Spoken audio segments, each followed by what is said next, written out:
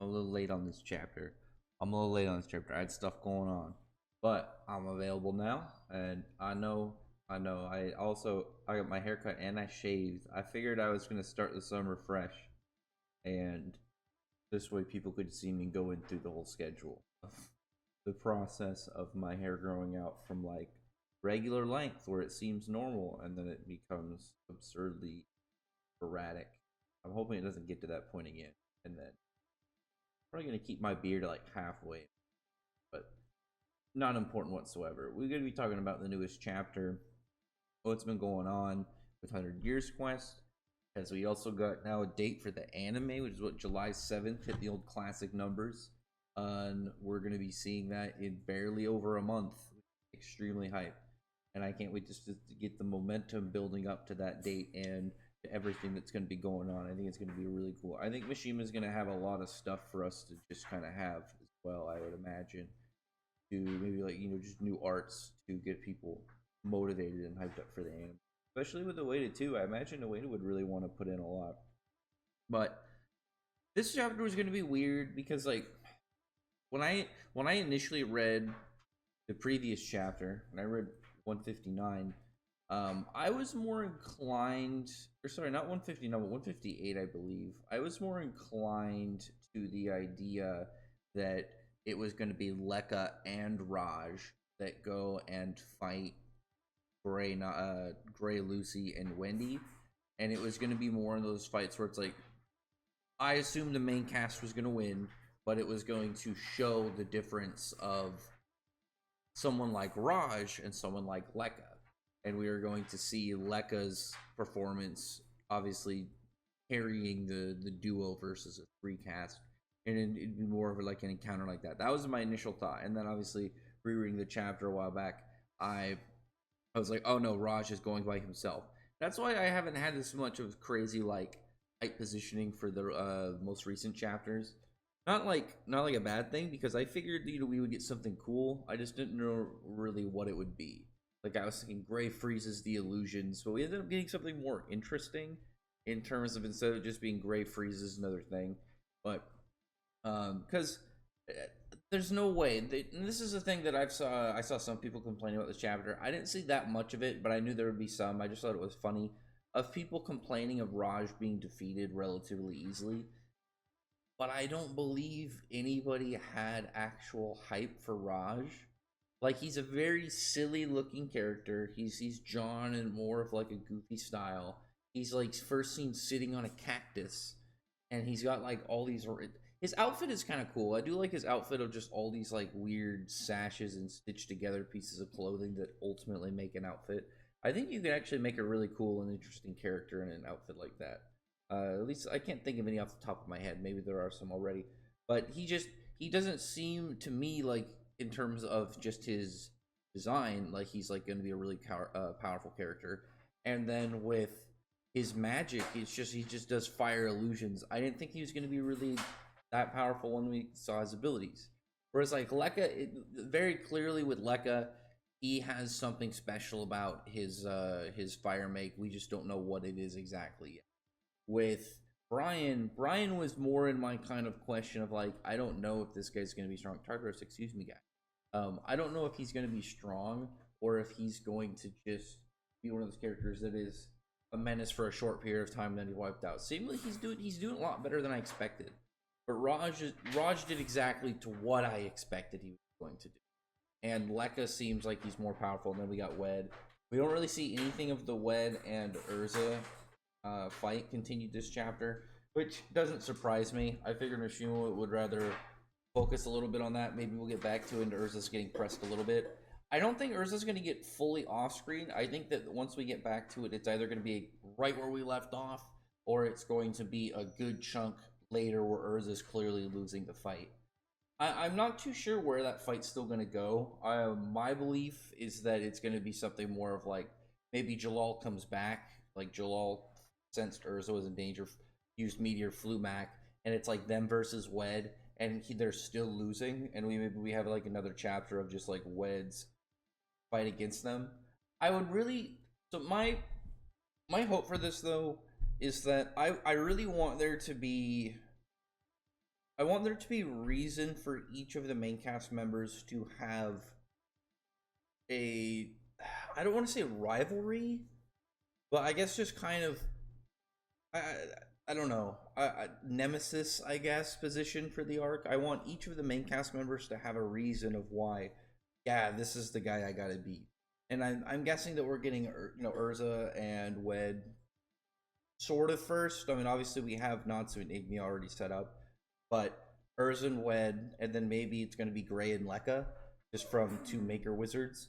And I really would like it if Wed just beats Urza and Jalal, and then doesn't kill them, because he doesn't want to just win through bloodshed. He wants to win through sword skill, and he's like, it's similar to how Natsu and Igni interacted early on, where he's just like, no, you're way too weak. It's not even worth killing you. It would just be boring, kind of thing.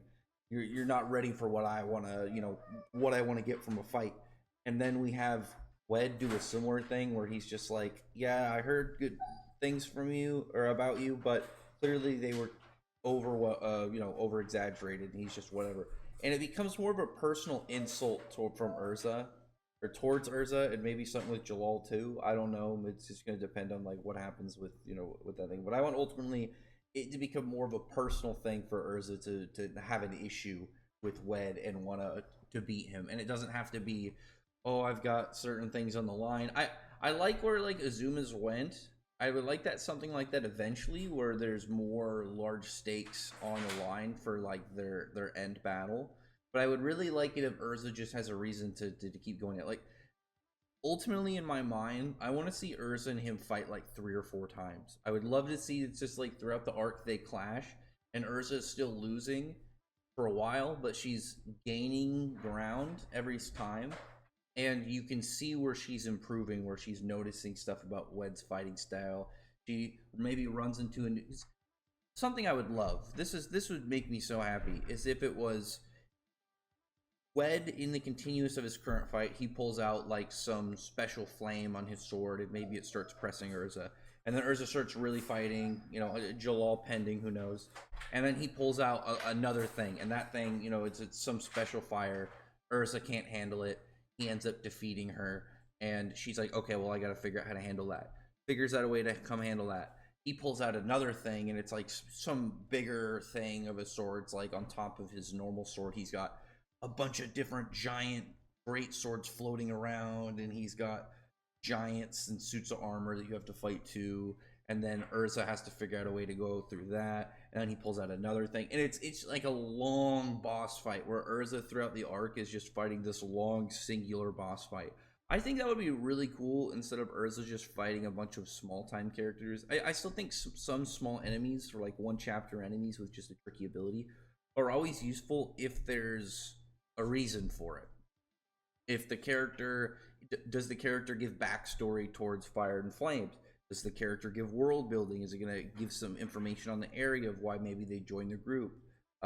Is it going to lead to some form of advancement of the character's abilities and like what they have from the main cast? As long as something comes out of it for a reason, you just don't want stuff that just kind of exists to exist, unless it was purposely like, hey, go stall this character, and that was something set up, But I don't know. Urza and Wed is a really interesting fight, just because it's a fight you would expect later on just from the idea of it. But I like that we're having like a confrontation early on, and I imagine that everybody is really focusing on seeing what the outcome of that whole fight is. But with Raj, I really didn't see anything special about it. Like, because it's weird in the previous chapter, I guess the previous when they were introduced, Lekka got a name box that had his Lekka, Fire and Flame. I'm still wondering where their guild emblem is. Like, I'm really annoyed with that. I want to see where their guild emblem is already, what it looks like. But so I'm really liking the group overall, even though I didn't have any high expectations for Raj. I think Raj's character design and the way he works, I like him from a character standpoint.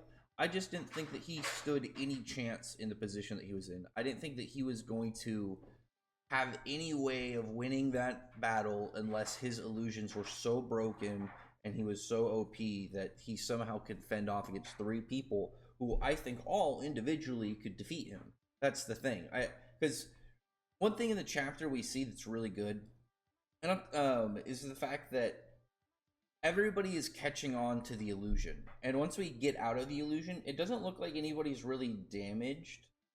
It looks like everybody's relatively fine. I wonder how exactly the illusion works for damage, because clearly it's like you have to stay in it. From a standpoint though of even from the chapter, it's not a long time. They go outside, they encounter, they get caught in the illusion, they see each of their things, and then they're really only interacting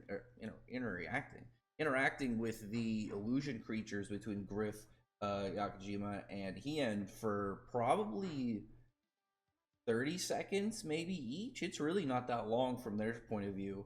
The only one that seems like maybe it's a little longer is Gray's, but I would imagine because the other ones are more talking and less fighting, kind of just more goofy stuff, nothing to really kind of dangerously going on. But like you really only see at the end, Lucy and Wendy's clothes get burnt up a little bit, but that's it. And there's no real damage, and that just kind of speaks more for the fact that obviously all of them have heat resistance. Gray has his What's funny is Gray is not wearing a shirt at the end of the chapter, but he's wearing a shirt and his coat all through the attack. And I didn't even notice that till just funny. I wonder if that's intentional or if it's just Gray getting comfortable. It's gonna be one of those bits where they fill it in the anime with like a scene of him getting undressed, and that's where the joke comes in. But as it is right now, Raj, like I just didn't think anything from what he could do would really be that scary, because he like yeah, illusions really are, they're a stall move, or they're super broken. They're like crazy sensory abilities, like I can control, they're all sensory abilities, but you know what I mean, like control all five of your senses, like can warp your perception of time, Tsukiyomi, Kyoka Sogetsu kind of things. Or you have stuff like I can turn illusions real and stuff like that. But his seems to just be you get caught in his fire, and as long as you're in the flames, you're caught in an illusion. They don't seem really that crazy. And I really did like, again, how all of the characters were catching on to being an illusion before Wendy called it out. I thought that was just really good from a standpoint of all of the cast members, because on top of that, Wendy didn't do anything at this time other than inform them. And you see with Gray and Hien is starting to dissipate. The illusion is starting to just kind of phase out. So clearly, once they all figured it out, they were able to just kind of get through it. And then Happy and Carla just going in and kicking Raj as just as an additional way to fully knock out his spell. Also, just as a side note, I know it's the name of the chapter, but I did like the fact that Happy and Carla did something. I kind of wish it was. I kind of wish like them having a moment, just having like a little useful moment, was in a more of like a more serious scenario, and they did something bigger. Even if they ultimately just did kind of the same thing, what if they're like, oh, we're gonna do a max speed all in attack? Maybe if it was like instead it was like with Wed, and Wed was gonna go for a kill shot, and they just full sped in. You had like a really cool double spread of Happy and Carla purely at the fastest they could possibly at just running into him, not doing any crazy damage, but just hitting him, knocking him over, maybe just creating enough of a diversion so they can get out, or maybe just Happy at max speed, and then Carla goes in and grabs Urza. Something like that I feel like would still be really cool, because I really enjoy when we have moments like these, and similar to the, because we have like obviously the side characters of the guild, but Happy and Carla are main cast members, but there's still more mascot characters where you don't expect them to do any big fighting things. But I still like when they have moments where they show that they're not just going to stand there. They're like, yeah, we got to figure out something we can do. They're still part of the team, even if their main thing is like transportation and support. Because even this is still a level of support. This is still super useful. Because imagine if even if they didn't figure out that the illusion was an illusion, they would still probably be able to break out once the Exene hit them. So really just showing that all of them were able to kind of figure out what was going on was just a character moment where we're just seeing them just from a capability standpoint.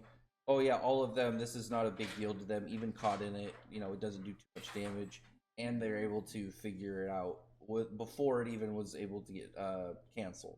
So they're just useful in general. I like that. I enjoyed their addition in here. The thing about the chapter that I thought was by far the most interesting, and this is the majority of what I want to talk about, I still want to talk a little bit about the stuff earlier. I'm still interested, obviously, in the Wed and Urza stuff very much so. There was stuff in this chapter I still thought was good in terms of content of like new content, because obviously we could have just had, oh yeah, they're caught in an illusion, they're getting goofed on. But I like that, stuff like, even though Wendy and Carla, Carla and Happy were about to run into Raj and cancel a spell, everybody figured it out and was able to dissipate what was going on, because again, it shows competency and shows capability. It shows their skill, the fact that they're not really damaged, as well as like with Gray, once Gray figures an illusion, the illusion has started just pretty much break, and they would probably just be able to cancel out the flames, cancel out the spell after that, if not for a Happy and Carla pretty much just making Raj cancel out the spell by break. But with Gray and Heian's is really interesting, because when I was talking about, I didn't really have a lot of hype for Heian, because you're seeing an illusion. It's not like, oh, I have a book, I turn the book into the character, and the character is now who you're fighting, and it just as capable and powerful as the character in the book that I summoned. Like, maybe it's like, because you would have to be able to, obviously, to limit that. So it's like, I have this thing where I just wrote the most powerful character ever, and bam.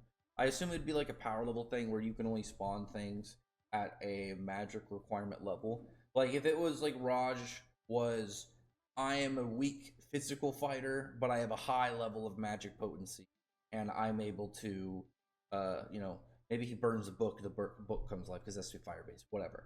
But it's like he's able to do it with high level characters, because his raw magic is really powerful. He isn't powerful. It's kind of like Nineheart.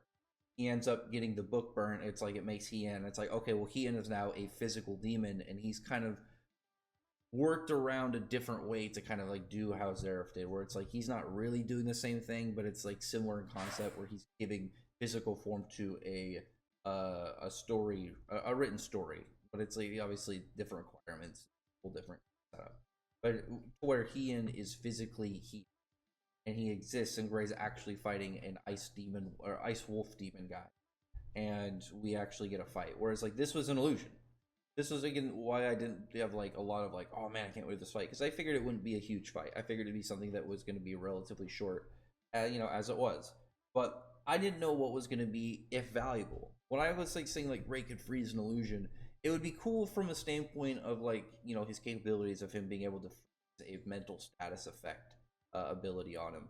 But instead, it looks, and this is going to get determined obviously in the next probably couple chapters, or next time Gray does the arc. He ends up fighting Heian, and I went and read through Dead Rock again. Tell me if I'm wrong. If somebody can correct me on Dead Rock, please tell me. I read through Dead Rock again, and Heian doesn't use this fighting style in Dead Rock, because he has like one attack he uses on what's his name, BN, I think, the giant. I can't remember 100% his name. I think it's BN. He uses, it's like some flower moon some attack, and he like puts ice cycles all over his face. But he doesn't use this serious style, and at least from what I can tell, because like he hits Gray with a slash initially, it does, it freezes on him, but he does this like serious style where it looks like similar to how Suzaku is doing his move, but instead of it being like, Suzaku seems to be like charging up, and then he moves just really fast. He just blitzes all in a direction. It seems more like Heian is charging up the cold, and he's sending these freezing slashes of just like pure frozen wind that freeze things on contact. That's at least what I was able to deduce, because he seems to hit spots at Gray, but Gray blocks, and it freezes the spots in front of him. And Gray's just using General Ice Make fighting him, and again, this is interesting, but again, it's an illusion. He's damaged in the illusion, but once they're able to figure out it's an illusion and they break past it, all that damage is gone. Like, he gets back to it, Gray's not damaged again before he breaks the illusion. All the damage from the initial hit is gone. And Gray is then kind of realizing at that point that there's something wrong. He, Raj gets his spell broken, and Gandora is just right here. Cancel my recording 20 minutes in. But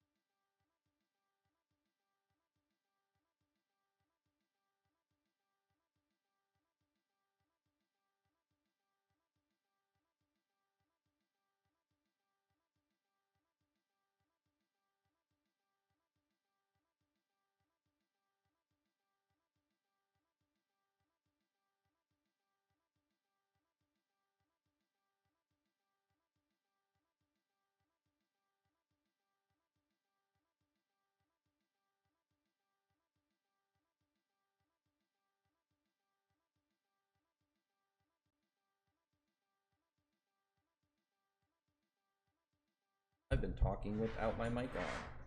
That's awesome. I have to edit.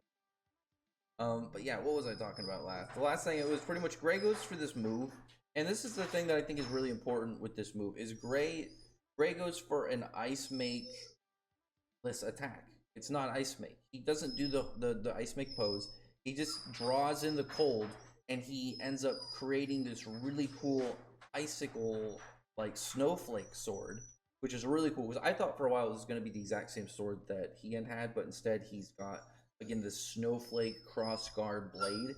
It's not a katana. It's a double-edged sword, which I think is really cool, and ends up going for like this again cold charge slash, similar to like how like when he struck Rufus, it like hit him and then icicles kind of like grew out of him. Raj is like fully like encased in ice, like just taken out. And I enjoy the fact that at the end of the chapter that the you know the whole bit with like the girls getting their clothes burnt off, it's not really played too much. It's like a small joke. But I like that it's involved for the fact that it shows that none of them really were hurt from Raj. And that, this is a character, again, I think all of them could have beaten. And he wasn't able to damage really any of them at this point, and they were already figuring out what was going on. So, especially with Wendy, I feel like Wendy is like once she got out of Raj's illusion, she just status effect. But yeah, you can't use this on me anymore, and then just go body him, because clearly he's not that powerful. I was surprised that Brian was able to get up from hits from Natsu, and that was like a big impressive thing for him. Same thing with Raj, but it seems more so with more dangerous with Brian. Raj just doesn't seem as powerful. I mean, he's an illusionist. I don't expect him to be really a tank character, but for me, the big thing with this chapter, I really want to see exactly what happens with Gray and this style, because if Mishima didn't have it more as a reference and it was more created for Gray to get this, because if Hien doesn't have this in Dead Rock, this was made for Gray. So Gray has this style that exists pretty much for him. And I'm curious, is it going to just be sword attacks? Or is it going to be a weapons attack? Because, like, if Gray going to advance in swordsmanship and actually be a swordsman now? Or is Gray going to be like, Sirius style, he's got an axe. Sirius style, he's got a bow. These are all similar to, like, in idea, he uses his ice make attacks for more instant, like, oh yeah, these are, I gotta think in the moment, bam. He's got his Devil Slayer attacks for more, like instant direct damage, and then he has the serious attacks for like charged. He has a moment, he's got a time, and it's just way more of a, like, how you could use ice make, or you could use Devil Slaying magic, but way more so as he just has this kind of like huge cold maybe adaptation to add on it. It's like almost like a buff to any of it. I don't know. I'm very curious as to where this is going to go with Gray, because it again, it could be an entirely new thing added on top of what he's already capable of, and maybe he's going to be doing it. And we see a little bit more as well just from like the visual. I like that it has these cool frozen like petals all around the area. I think that's really cool. But yeah, that to me, again, the biggest thing, there's a lot of stuff I'm interested in upcoming, obviously, but with this chapter, I didn't expect Raj to do a whole lot. I expected it to be more of, we're going to get something cool done or valuable in terms of things moving forward. This is going to be the thing that I'm going to be keeping my eye on. Is Gray going to do another serious style ability within the next couple chapters? I'm really hoping so. I would love to see him, pull out some serious style, and he's got a hammer, and it's like maybe this big giant ice make hammer that hits and then it freezes the area all around it, or ice, serious style, whatever his ice make lance is, and it's way more. Maybe instead of like 7, it just keeps spreading and spreading and spreading and spreading, and something that just kind of is like his big mega attack kind of style, I think would be because if it is more so like similar to how it looks, he's charging the cold, so he's just adding power on top of it, but as well as like it's just the temperature's dropping and dropping and dropping. I don't know. I'm very intrigued. Again, I want to see what Gray is going to be doing for this arc. I'm really hoping that he's going to have more to do in terms of just the general events, because again, I know like memeing on Gray has been a thing with a lot of people because he hasn't had as much direct involvement with his things as I feel like the other characters all have had. Because Lucy's got her stuff with Brandish.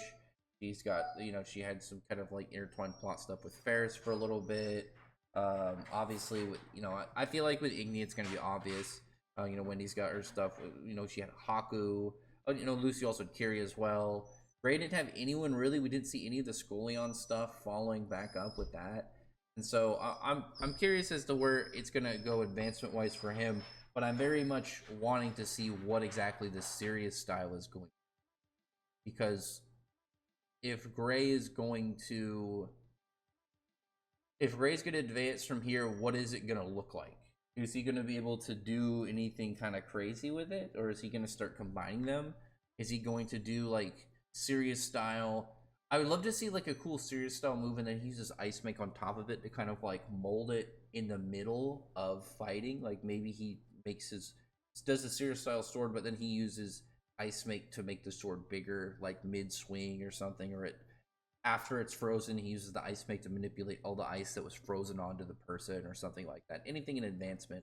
I would love to see his devil slaying stuff advance too, but I mostly want to see like what exactly is like the next step for Gray. What exactly is he going to be doing new once he decides to move forward in a new class? Because I think with Wendy, she doesn't need to do anything new. I don't think Lucy needs to do anything. It looks like Urza is doing something new with like her whole enchanted blades. So Gray, I think with Gray, his the best thing to do would be to do it like as it's seemingly doing a new thing in his ice, make a new implementation of his ice abilities and how exactly he can use them, right, and how exactly he can go about countering his opponents. Because with the whole bit was where he turned into Julia and he turned into not turned into well, I guess he turned into Natsu, but not what I was talking about. But when he was fighting with Julia, and he was in his ice or just using his devil side, I like to really believe that like all these small like little different areas for Gray are coming to a whole culmination, a whole accumulated area of Gray's little bits to where we can see what exactly is like his advancement. Because if uh, there's the high possibility, and I want to end this soon. There's the high possibility that Mishima maybe is writing Gray stuff similar to how he did Natsu stuff originally, where we got everybody else's stuff way earlier, and then Natsu was the last person in the main cast to really get backstory and to find out more about what's going on with him. And maybe that's what in reverse to where Gray's going to have more so going on once we really start getting into the swing of things with the arc. But who knows? We'll have to wait and see. Tell me your thoughts are about this chapter, and tell me your thoughts about this. I might even just leave that little quiet part in there. I don't, I don't know. It's like 3 minutes, but I don't know. I might edit it. But I just had a moment where it's like I accidentally didn't unmute for like 3 minutes, so there's just a whole quiet bit in there. So anyway, yeah. Comment below. Tell me your thoughts are about this chapter. I thought it was fine. I didn't think it was crazy. I like the potential that it holds with the whole Sirius style. I think that's really cool. I like the small bits of it with everybody, like I said, figuring out about the illusions, with Happy and Carla being useful and just kind of like doing what they can. But I would really like to see where things are going with everybody else right now. And I actually really am hoping that we have another plot piece set up.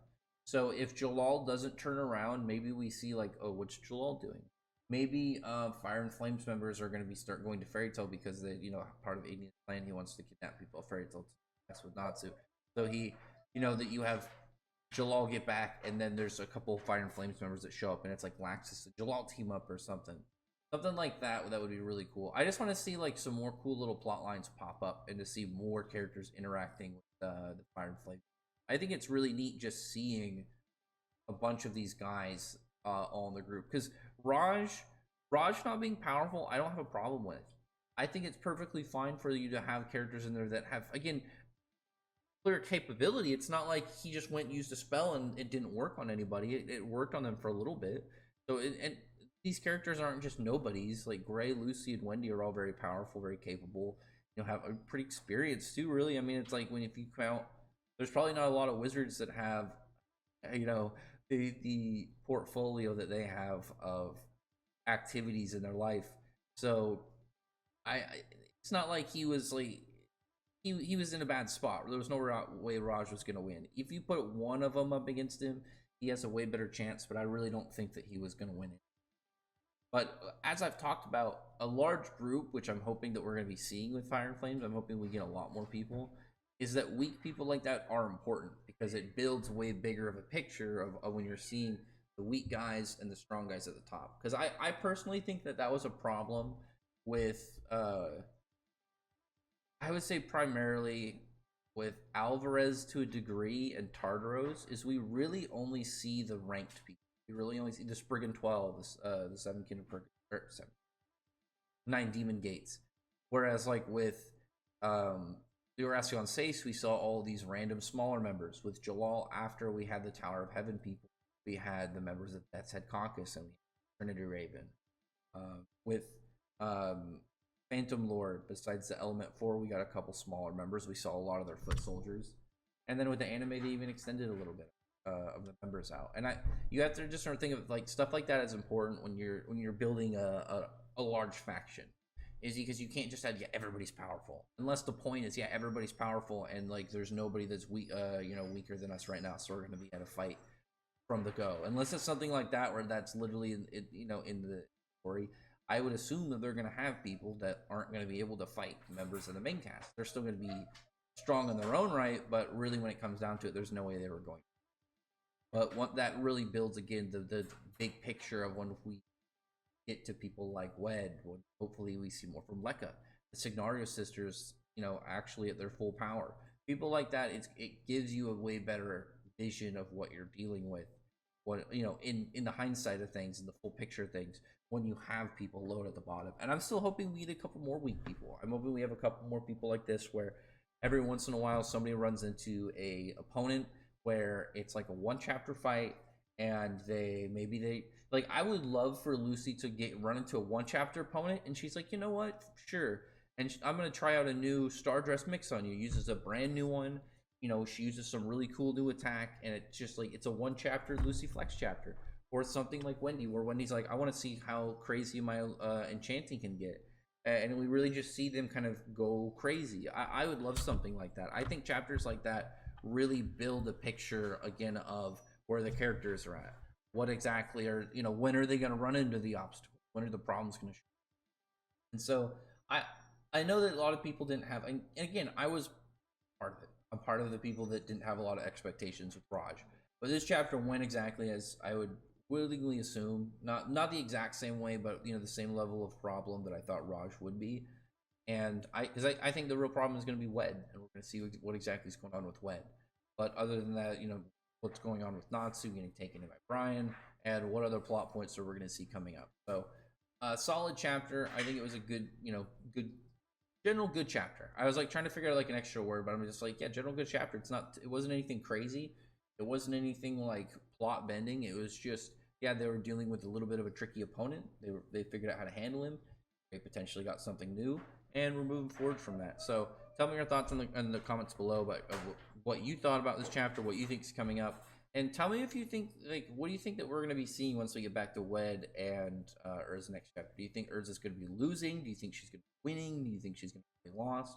I'd like to hear what everyone's thoughts are about. Anyway, other than that, comment below. Thanks everyone who's already subscribed. Thank you everyone for listening.